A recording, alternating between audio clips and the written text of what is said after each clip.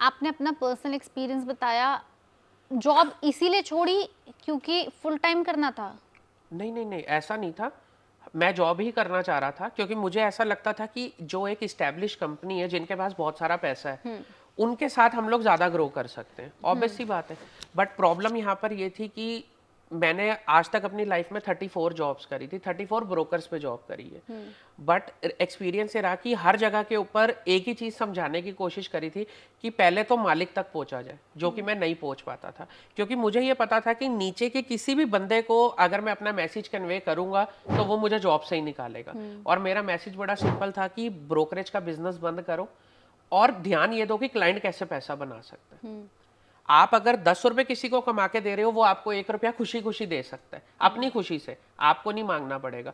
लेकिन ब्रोकरेज के चक्कर में ब्रोकर जो मालिक होगा शायद उसका फोकस ये है कि हम क्लाइंट को पैसा कमा के दें, लेकिन नीचे वाले बंद जाते हैं टारगेट में। और ब्रोकिंग लाइन में वैसे मैं आपको बता दूं, शायद अगर आपको नहीं पता हो या ऑडियंस को ना पता हो, तो ब्रोकरेज लाइन में टारगेट ये होता है कि जितनी आपकी सैलरी है उसकी 3 टाइम्स ब्रोकरेज, 3 गुना ब्रोकरेज अगर आती है तो आप सैलरी के लिए एलिजिबल हो। और वो चीज मेरे को हमेशा खटकती थी कि अगर एक रिलेशनशिप मैनेजर है जो लोगों का डीमेट खोल रहा है, वो अगर 3 गुना ब्रोकरेज के ऊपर कंसर्न रखेगा कि उसकी सैलरी तब आनी है, और वो अपनी जगह ठीक है, उसको अपना घर चलाना है, उसके घर के अंदर हो सकता है उसके पेरेंट्स को भी पैसे की जरूरत हो, हर घर का ये हाल है, तो वो बंदा तो ब्रोकरेज पे फोकस करेगा। तो क्लाइंट कि आप क्या कर रहे हो, रोज गड्ढा खोदना है, रोज पानी पीना। और तो ब्रोकरेज तो नुकसान करवा के भी आती है सर आप मैम आप ये समझो, एक बंदे ने कोई ट्रेड किया, बिल्कुल लॉजिकली समझना, आपने 10 रुपए कमाए,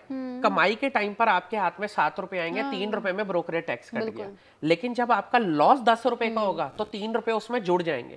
तो आपने 7 रुपए का फायदा किया, 13 रुपए का लॉस किया। किसी भी सिचुएशन में आप शेयर बाजार में पैसा नहीं कमा सकते हो। और लोग ये बात समझते हैं वो चीज पे करने के बाद, फिर वो कहेंगे कि हमें ब्रोकर ने टिप दे दी थी, हमें हमारे आरएम ने बोल दिया था। अरे भाई पैसा आपका है तो जिम्मेदारी तो आप ही की है। वो तो बाद में ब्रोकर तो ये बोलेगा कि मैंने फोन पर आपसे कंफर्मेशन ली थी, रिकॉर्डिंग लाइन सुन लो। और लॉज है, सेबी के लॉ है कि अगर कोई भी ऑर्डर पंच हुआ तो रिकॉर्डिंग लाइन पर होना चाहिए, ब्रोकर सेफ है, अच्छी चीज है। लेकिन ब्रोकर को तो एट द एंड सोचना चाहिए क्लाइंट के बारे में। तो मुझे ये समझ आई कि अब हद होगी। मैंने कहा अब ये चीज नहीं हो सकती। आखिरी कंपनी मेरी थी एडलवाइस।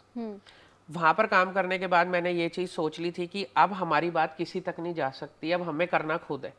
बट हमें ये लगता था कि यार पैसे तो हमारे पास लिमिटेड है, तो इसमें ये चीज़ें कैसे हो सकती हैं। तो हमने 1-2 साल तो बस अपना बिजनेस खोल के अपने जो खुद के जो हमारे रिलेशन में क्लाइंट्स थे उन्हीं को रीच आउट किया। तो बट मेरे को स्कूल में बोलने की बहुत आदत थी। मतलब बहुत ज़्यादा, मतलब मैडम की नकल उतारनी, ये सब इन चीज़ों में मेरा ध्यान बहुत ज़्यादा रहता था। तो जब स्कूल में एनुअल फंक्शन होता था, कुछ प्ले होता था, तो वो सबसे पहले बुला लेते थे कि आप आ जाओ। तो वहां से मेरे को ये होता था कि मेरे को बोलने का शौक है, मेरे को आदत है बोलने की, अपना जो व्यू है उसको एक्सप्रेस करने की। और मेरे को ये चीज लगता है कि जो आप बीती होती है ना इंसान की, सबसे अच्छी वो वही बता सकता है। लोग आज सोशल मीडिया पर क्या बोलते हैं, इन्फ्लुएंसर रख लो, अपनी चैनल के लिए इन्फ्लुएंसर रख लो, वो कंपनी के बारे में पोर्ट्रे करेगा। लेकिन मैं ये चीज बोलता हूं कि आपके पास टाइम हो या ना हो, लेकिन अपनी कंपनी के बारे में मालिक सबसे ज्यादा अच्छा बता सकता है।